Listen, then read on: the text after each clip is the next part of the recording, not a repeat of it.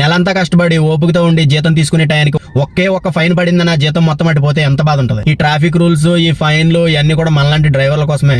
మీరు దాన్ని బట్టి జాగ్రత్తగా కార్ డ్రైవింగ్ చేసుకోవడం మంచిది.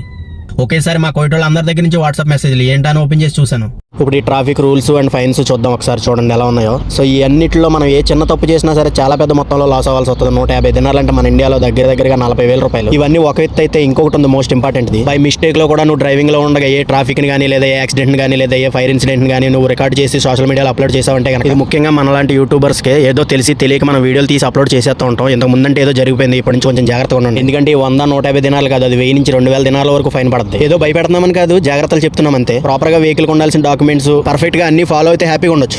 ఏదో సాధించాలని ఎన్నో ఆశలతో వస్తాం. ఈ ఫైన్లన్నీ కట్టుకుంటూ కూర్చుంటే మనం ఏమీ సాధించలేము. సో ఖచ్చితంగా ఇవన్నీ గుర్తు పెట్టుకుంటే మంచిది.